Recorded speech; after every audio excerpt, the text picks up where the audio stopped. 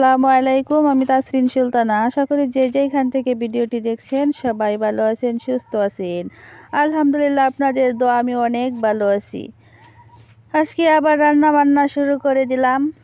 গরুর মাংসের শুটকি রান্না করব। দিক দিয়ে শুটকি বোনা করব। শুটকিগুলো দিয়ে দিলাম। এই শুটকিগুলো আমি ভালোভাবে সিদ্ধ করে শিলপাটায় ছেঁচে তারপর আমি রান্না করতেছি। এই মাংসটা আসলে আলু দিয়েও রান্না করা যায়, কিন্তু আমি আজকে আলু ব্যবহার করব না। এই মাংসটা আমি খেতে ছোট্টবেলা থেকেই অনেক পছন্দ করি। তারপর আমি গরুর মাংস বসিয়ে দিলাম, ভালোভাবে কষিয়ে মশলা। তারপরে এই মাংসটাও ভালোভাবে কষাতে হবে। আর শাশুড়ি মা বসে আছে পাশে। শাশুড়ি মা বসে বসে দেখতেছে আমি কীভাবে রান্না করতেছি। আর আমি ওইদিকে পাট শাক ওগুলো আমি রান্না করছি। তারপর বৃষ্টি পড়তেছে, ঘরে বসে আছি। বৃষ্টি পড়তেছে, প্রচুর বৃষ্টি হয়েছে, টপ টপ করে বৃষ্টি পড়তেছে। তারপর ছেলে বলতেছে আসো একটি আমরা ভিডিও বানাই। তারপর কাঁচের গ্লাসে এক গ্লাস পানি নিয়ে নিলাম, তারপর হলুদ দিয়ে দিলাম।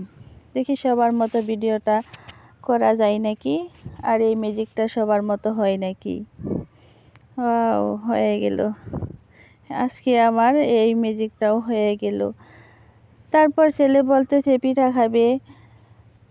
তারপর আমি পিঠা বানানোর জন্য ডো তৈরি করে নিলাম।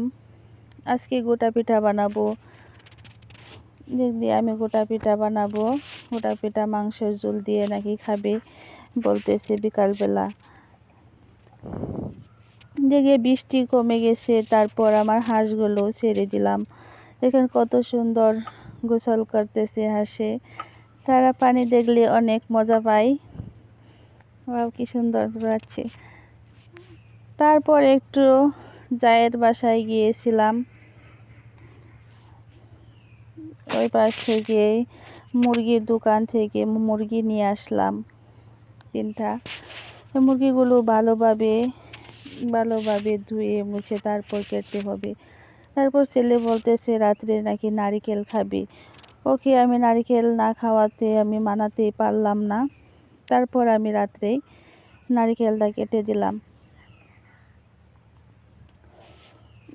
নারিকেলটাও কাটা হয়ে গেল। আর এই নারিকেলটা আমি কোনোদিন কাটতে পারতাম না, আজকে অনেক কষ্ট করে আমি নারিকেলটা কাটলাম।